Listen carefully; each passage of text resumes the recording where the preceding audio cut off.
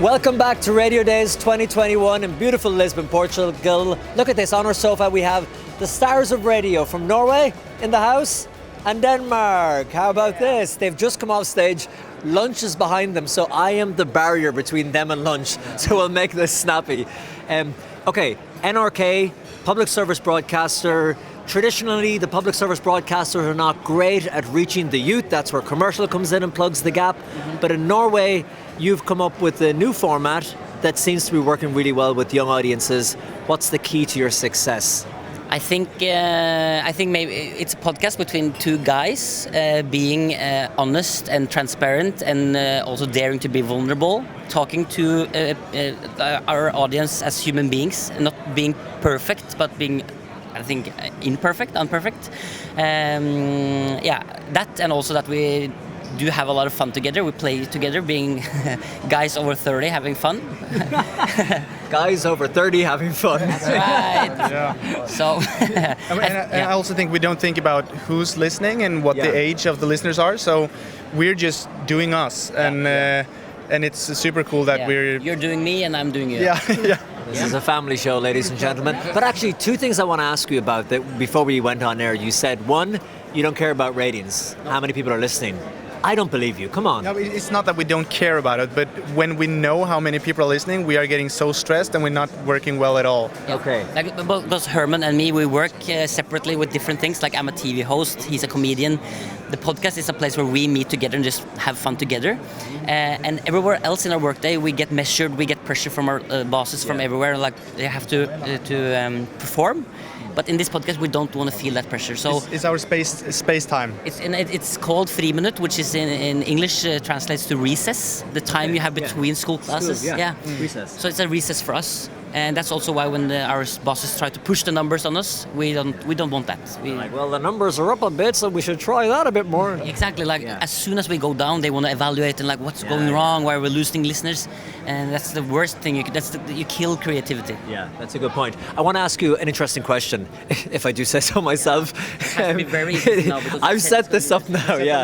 It's probably going to be a very boring question. But when you said unfiltered, as a comedian and a TV host, when I look at some of the radio giants in the world, like Howard Stern in the USA, like 100% raw and unfiltered, and how he made a name for himself. Nowadays, a criticism of TV hosts in America and comedians is that everything is so PC, everything is so filtered that things are just, the funniness is running through your fingers now. It's not there. Yeah.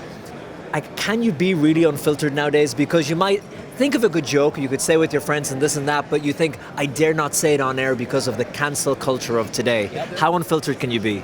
We are in the studio, 100% unfiltered, but we have a producer who's cutting out lots. Okay, there you go. But also just to add to that, I think it's a difference between taking the step in the very wrong direction and saying something that is actually not right to say. Yeah. And it's a difference between that and also trying to pushing the limits.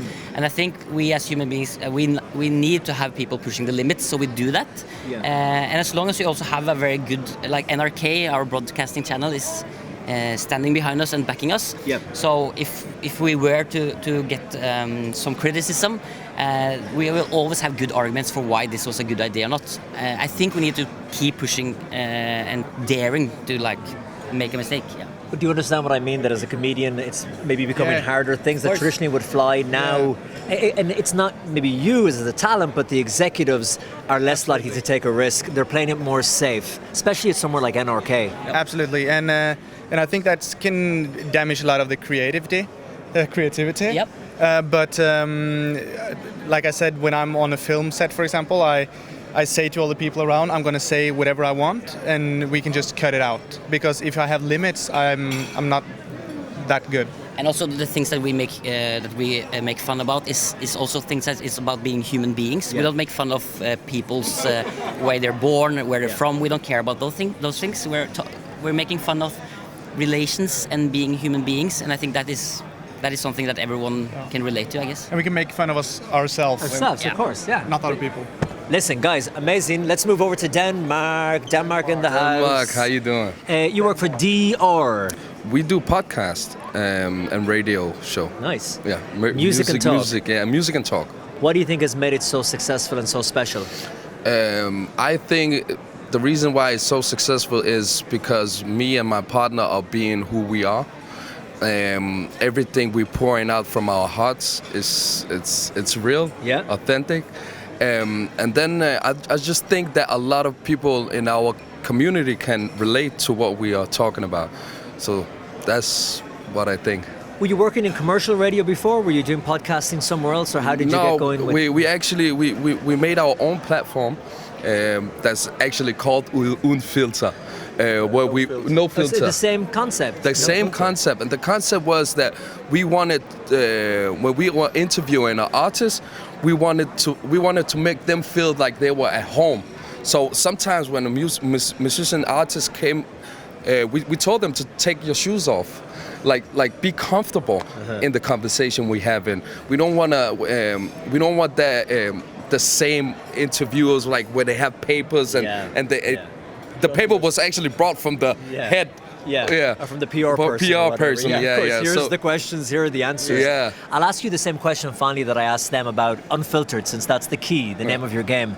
When you have like executives at DR and people who are used to very filtered broadcasting and podcasting, as the artists on air, do you find it stressful sometimes or frustrating? No, we had one rule before we did that.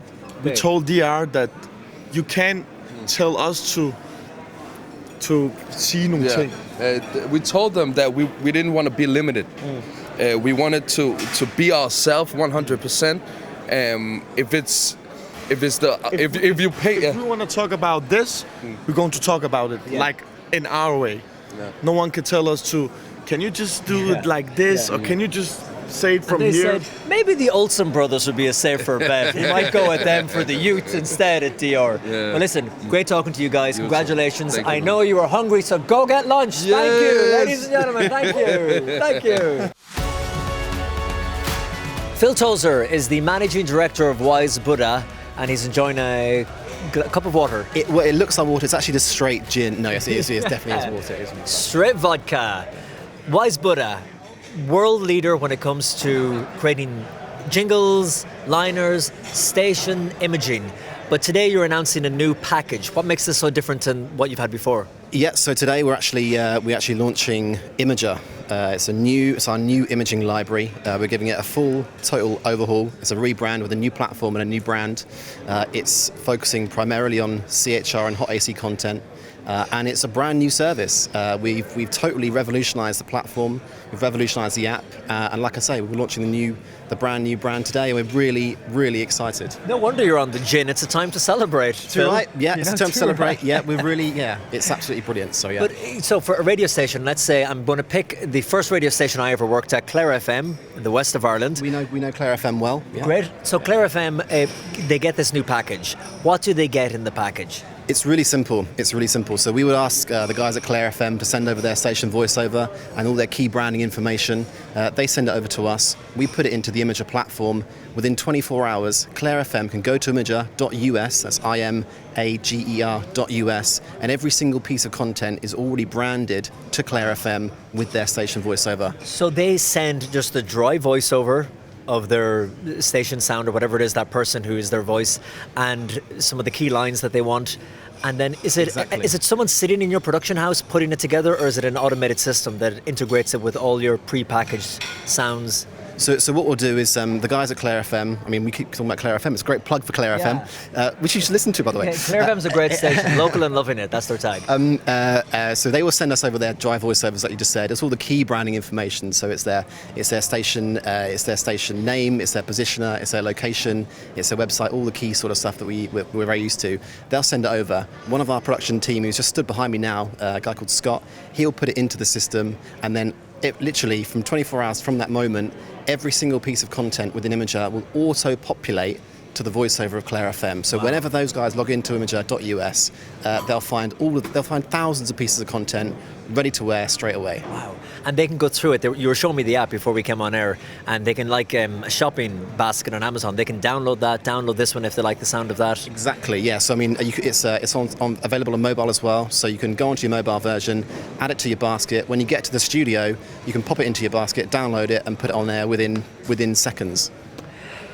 How is the market changing for imaging? Are people doing it more in-house to save costs, or are they still using people like Wise Buddha?